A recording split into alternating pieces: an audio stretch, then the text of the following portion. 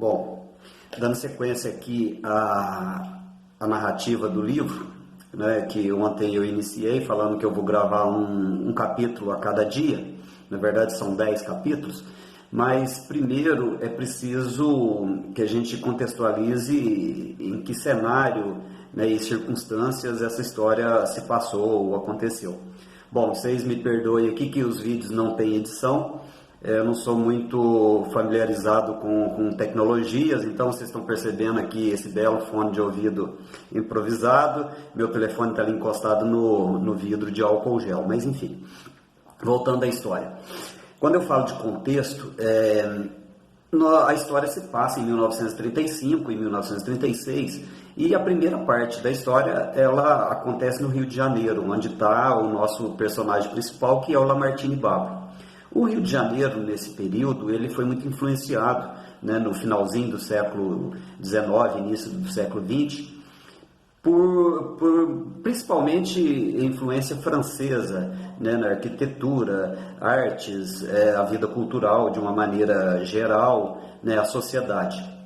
Então, o Rio de Janeiro já era uma sociedade um pouco mais aberta do que o resto do Brasil, a capital federal era lá, né, e o cinema já produzia algumas coisas, principalmente com Carmen Miranda, que foi, né, uma pessoa que destacou também no cinema. E o Lamartine, nosso principal personagem, ele vive nesse contexto do Rio de Janeiro.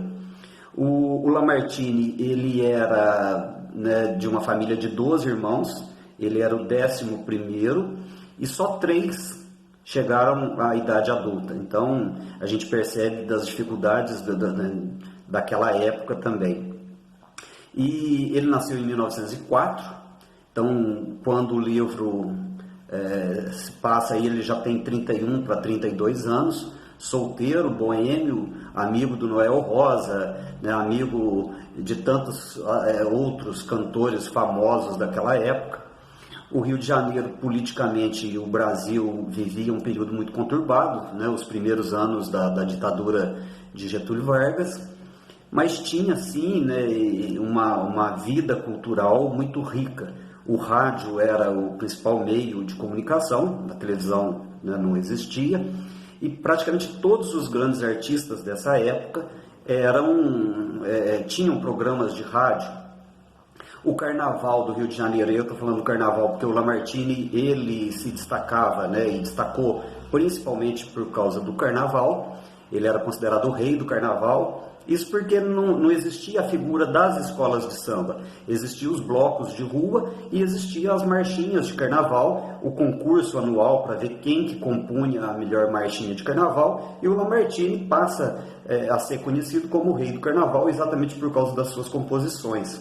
Em 1932 ele grava O Seu Cabelo Não Nega, que foi a campeã do carnaval daquela época, e este é o nosso personagem principal no Rio de Janeiro. Por outro lado, aí, né, já falando dos personagens daqui da cidade do sul de Minas, de Boa Esperança, que é de onde saem as cartas para ele, né, nós teremos a Nair, que é quem escreve as cartas, o Carlos, né, e mais alguns amigos que são daqui da cidade, que têm uma vida cultural baseada em saraus, bailes, enfim. Uma outra questão também que é importante colocar, que era costume da época, as pessoas, principalmente do interior e também da capital, fazer coleção de fotos e cartas de artistas famosos. O Lamartine era um dos artistas que mais recebia cartas nessa época. Bom, eu acho que para fazer a introdução, né, do primeiro capítulo e do resto da história, eu acho que é isso. E vamos lá. Amanhã eu conto o primeiro capítulo. Grande abraço.